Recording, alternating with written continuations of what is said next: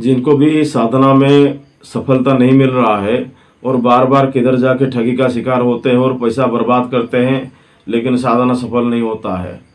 मैं आज आपके लिए एक शब्द बोलना चाहता हूँ। जिनका भी साधना सफल नहीं हो रहा है, कम से कम मेरे आश्रम पे आइए, और आश्रम पे आने के बाद आपको इधर से सब कुछ सिखाया जाएगा। चाहे बेताल साधना, वीर साधना, यक्षिणी साधना, पिशाच साधना, 10 महाविद्या साधना, कोई भी साधना करेंगे, जो अनुभूति नहीं हो रहा है आपका, वो अनुभूति तुरंत ही होगा। और ये साधना करने के बाद आप कई सारा काम कर सकते हैं, दुनिया में बहुत सारे लोगों का भलाई कर सकते हैं और अपना भी उन्नति कर सकते हैं। लेकिन आपका नाम अक्षर और मंत्र का अक्षर, ये दोनों मिला के इसको भाग यानी कि अवशेष जो बचेगा, उसी में तय होगा कि आपका मंत्र सिद्धि होगा या नहीं होगा। अगर सिद्धि नहीं होने वाला है तो उस मंत्र को जाप करने का जरूरत नहीं है। जिस मंत्र सिद्धि होगा उसी मंत्र को ही हम देंगे आपको, और वो मंत्र आपका सिद्ध हो जाएगा। इसीलिए कई सारे चक्कर में ना पड़ के, पैसा बर्बाद ना करके, एक ही बार साधना करने के लिए हमारे आश्रम आइए, और आश्रम आने के बाद एक ही साधना संपूर्ण कंप्लीट करेंगे। उसके बाद आप वापस घर जा सकते हैं और उसी मंत्र को दोहराएंगे और किसी ना किसी का काम कर पाएंगे, अपना खुद का काम कर पाएंगे। तो ये है साधना का प्रणाली का विभिन्न प्रकार का नियम। और आश्रम पे आने के लिए बहुत सारा आपको उपाय अवलंबन करना पड़ेगा। जैसे कि अपने साथ आप अपना आसन लेके आएंगे, चादर ओढ़ने के लिए लाएंगे, विभिन्न प्रकार का जो जो साधना करेंगे उसी हिसाब से माला भी लाएंगे। ये सभी प्रक्रिया करने के बाद आप इधर आके साधना कर सकते हैं। और साधना जैसे ही सफल हो जाएगा, साधना का जो शक्ति आपको मिलेगा, वो शक्ति को कभी गलत व्यवहार मत कीजिए।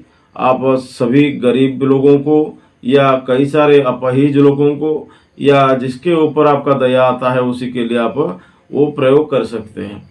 इसीलिए ये साधना जब देता हूँ किसी को, सोच समझ कर दिया जाता है।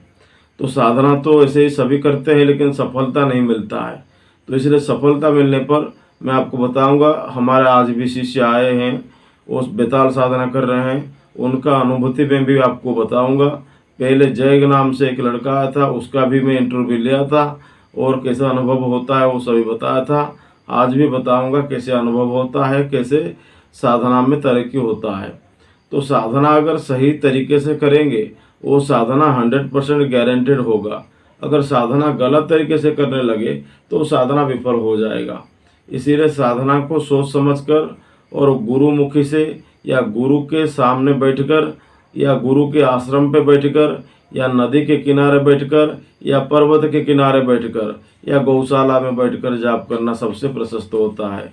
और साधक जैसे जाप करता है, जमीन में सोना पड़ता है, चप्पल पहनना नहीं पड़ता है, पान गुटखा सुपारी नहीं खाना चाहिए, जाप के समय थूकना मना है और ज़्यादा देर तक सोना मना है, और कोई भी पराया औरत को छूना मना है। ये सभी प्रकार का पालन करने के बाद आपका साधना में सिद्धि होगा। ऐसा नहीं कि किधर से भी मंत्र उठा के आप ले आए और साधना करे और साधना करने के बाद वो विफल हो जाता है। इसीलिए मैं आपको सही रास्ता बताऊंगा, जैसे कि साधना आपका सफल होगा।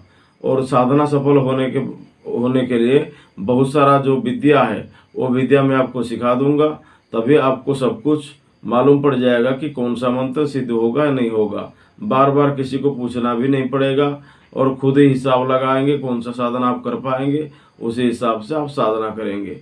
ठीक है, इस साधना के बारे में बताया। जो भी अपने आश्रम में आना चाहते हैं, हमें व्हाट्सअप कीजिए 7008226170, जो डिस्क्रिप्शन में मिल रहा है और कैमरा के आगे दिखाई दे रहा है। तो वही नंबर है, वही नंबर पे आप व्हाट्सअप करके ये सभी प्रकार का सिद्धि हासिल करने के लिए आ सकते हैं अपने आश्रम। तब तक के लिए महादेव।